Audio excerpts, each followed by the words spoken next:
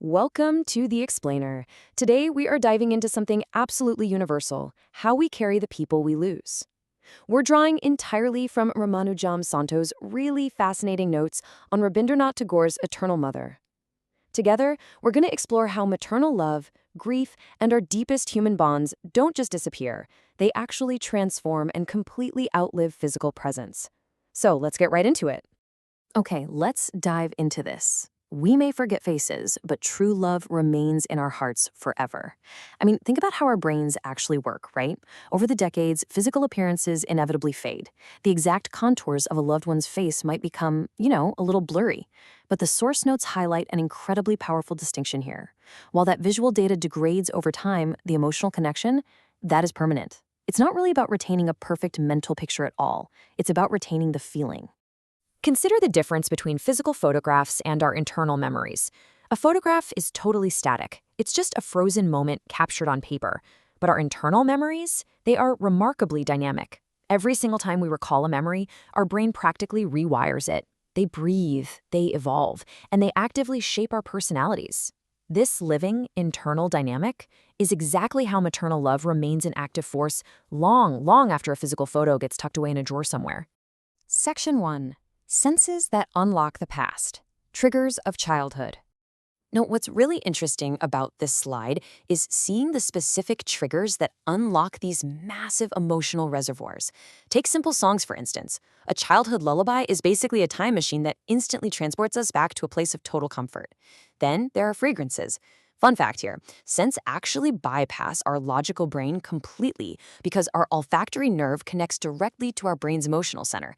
So a sudden smell can literally unlock emotions that have been hidden for years. And finally, everyday experiences. Those quiet, completely ordinary moments, those are very often our strongest tethers to the past.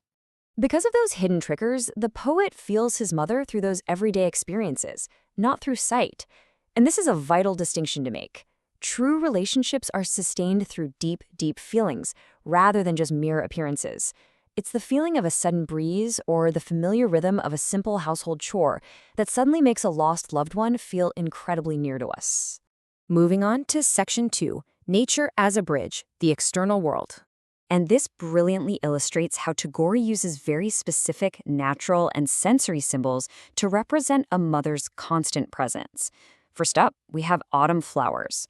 To the poet, these aren't just seasonal plants. They actively symbolize purity and devotion. Then, the lullaby. This translates directly into a profound feeling of comfort and security. And finally, the silent sky. When you look up, that vast quiet isn't just empty space. It literally symbolizes protection and guidance from above.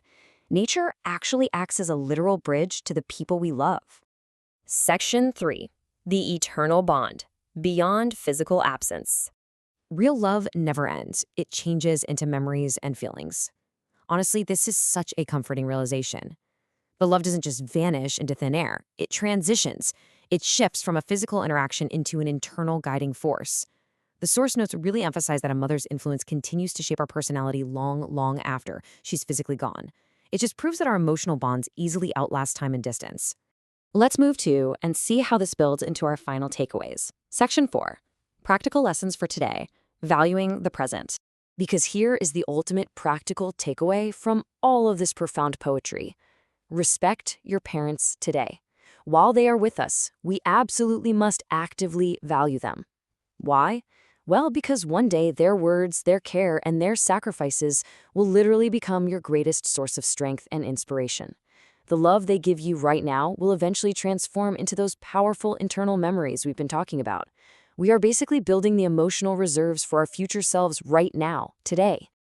We've definitely covered a lot of emotional ground today, from the unexpected power of a simple fragrance to the symbolic protection of the silent sky. But information is only useful if we actually apply it. So I'm going to leave you with this.